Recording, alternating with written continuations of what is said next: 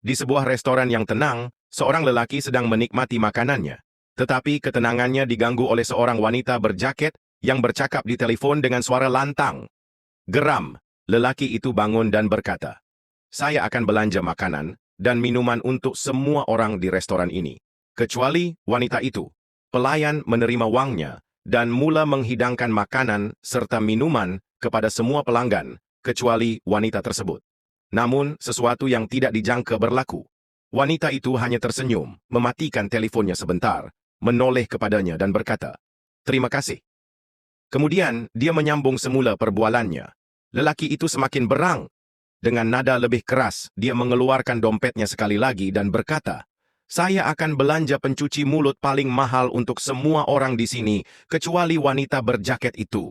Sekali lagi, pelayan menerima uangnya, menghidangkan pencuci mulut kepada semua pelanggan, kecuali wanita tersebut. Dan sekali lagi, wanita itu tersenyum kepadanya dan berkata, "Terima kasih." Lelaki itu sudah tidak tahan. Dia berjalan ke kaunter dengan marah dan bertanya kepada pelayan, "Apa masalah dengan wanita itu? Saya coba buat dia marah, tapi dia tetap berterima kasih. Dia gila atau apa?" Pelayan tersenyum kecil, bersandar ke kaunter, lalu menjawab dengan tenang, "Tidak, dia tidak gila, Tuan. Dia pemilik restoran ini." Seorang lelaki ateis menerima cabaran daripada rakannya yang berkata bahwa jika dia terombang-ambing di tengah laut, Tuhan pasti akan menolongnya. Kerana ingin membuktikan bahwa Tuhan tidak wujud, lelaki itu menerima cabaran tersebut. Dia menaiki sebuah rakit dan berlayar sendirian ke tengah laut dengan hanya berbekalkan pelampung. Setelah beberapa jam terombang-ambing, tiba-tiba seorang nelayan muncul dengan perahunya melihat lelaki itu dan segera mendekat untuk menolongnya. Tetapi ateis itu menolak dan berkata bahwa tidak ada yang boleh menolongnya kecuali Tuhan. Nelayan itu kebingungan dan akhirnya pergi. Keesokan harinya, sebuah kapal penangkap ikan mendekat untuk melihat lelaki itu yang semakin lemah dan berusaha menolongnya. Namun sekali lagi, dia menolak dan berkata bahwa tidak ada yang boleh menolongnya kecuali Tuhan. Pada hari ketiga, lelaki ateis itu akhirnya meninggal dunia kerana kelelahan. Setelah kematiannya, dia berjumpa dengan Tuhan, lalu bertanya, "Kenapa engkau tidak menolongku ketika aku di laut?" Tuhan lalu menjawab bahwa dia sudah mengirimkan 2 nelayan kepadanya.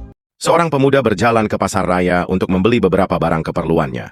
Tiba-tiba, dia menyadari seorang wanita tua menatapnya dan mengikutinya dari belakang. Dia mengabaikannya, menganggap itu hanya kebetulan. Setibanya di kaunter pembayaran, wanita tua itu sudah beratur di hadapannya. "Maafkan saya," kata wanita itu. "Saya minta maaf jika cara saya melihat Anda membuat Anda tidak selesa. Anda kelihatan seperti anak saya yang baru meninggal dunia baru-baru ini." Pemuda itu tersentuh dan menjawab, "Oh, tak mengapa. Bolehkah saya bantu apa-apa?" Wanita tua itu tersenyum dan berkata, "Ya, bolehkah Anda ucapkan selamat tinggal, Ibu, apabila saya pergi? Itu akan membuat saya rasa lebih baik." Tanpa berpikir panjang, pemuda itu bersetuju. Ketika wanita itu melangkah pergi, dia pun berkata dengan lantang, "Selamat tinggal, Ibu." Namun, saat tiba di kaunter, dia terkejut melihat jumlah bayaran Rp1.500. Dengan bingung, dia bertanya kepada juru uang, "Bagaimana jumlahnya sebanyak ini? Saya hanya beli beberapa barang." Juru uang itu menjawab, "Tadi ibu Anda kata Anda akan membayar untuk dia." Barulah pemuda itu sadar dia telah ditipu. Seorang lelaki mencari pekerjaan di sebuah zoo dan bertanya kepada pegawai keselamatan jika ada kekosongan kerja, tetapi diberitahu tiada. Namun pegawai itu tiba-tiba teringat satu kerja kosong dan memanggilnya semula, menawarkan pekerjaan sebagai arnab. Tanpa berpikir panjang, lelaki itu menerima tawaran itu. Keesokan harinya, dia mula bekerja tetapi terkejut apabila menyadari bahwa tugasnya bukan sekadar menyamar sebagai arnab, sebaliknya menjadi umpan kepada singa. Setelah masuk ke kandang singa, dia panik dan melarikan diri, tetapi akhirnya terperangkap di satu sudut. Ketika sang singa semakin menghampiri, dia sudah pasrah dengan nasibnya, namun tiba-tiba singa itu berbisik, "Bro, orang baru ke?" Suatu hari Bim Bim sedang melancong ke Arab. Seperti pelancong lain, dia turut serta dalam aktiviti menunggang unta. Namun unta di Arab tidak seperti unta di Malaysia. Ketika Bim Bim berkata, "Jalan," unta tetap diam. Pemandu unta pun menasihatinya, "Sebut Bismillah." Bim Bim pun berkata, "Bismillah," dan serta-merta unta itu mula berjalan. Tidak lama kemudian, Bim Bim bertanya, "Pemandu, bagaimana cara menyuruh unta ini berlari?" "Ucap saja Alhamdulillah," jawab si pemandu. Tanpa berfikir panjang, Bim Bim pun berkata, "Alhamdulillah," dan unta itu terus berlari kencang. Namun, pemandu unta tiba-tiba tersedar bahawa dia belum memberitahu cara untuk menghentikan unta. Dari kejauhan, dia menjerit, "Kalau mahu berhenti, ucap innalillahi."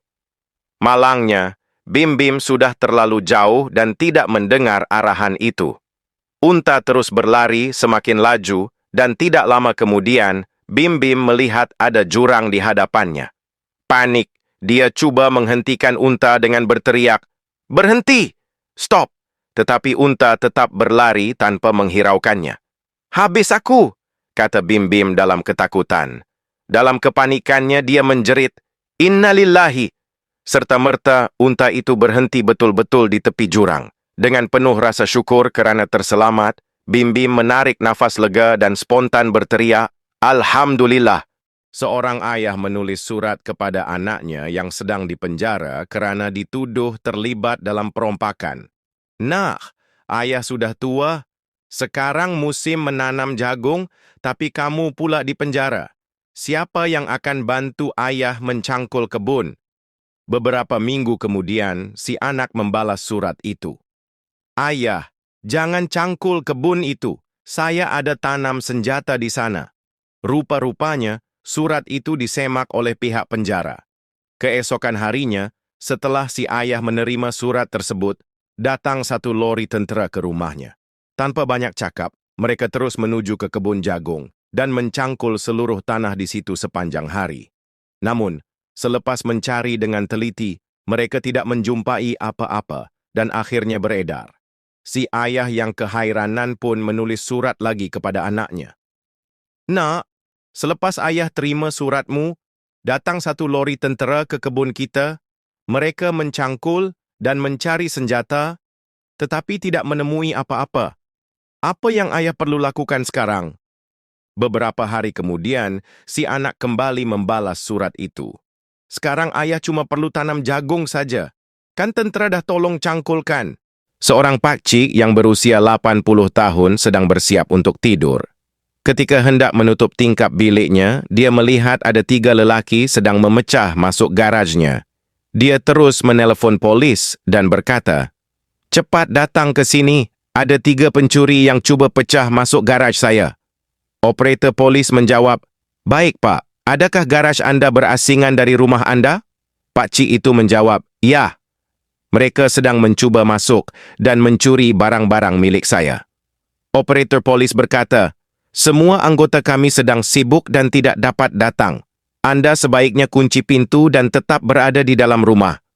Pakcik itu pun menutup telefon. Selepas 1 minit, dia menelpon polis lagi.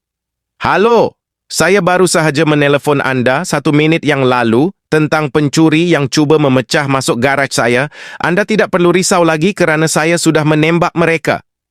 Dia menutup telefon. 5 minit kemudian, 7 buah kereta polis, trek peronda, pasukan bersenjata, paramedik, dan ambulans tiba dan menangkap para pencuri.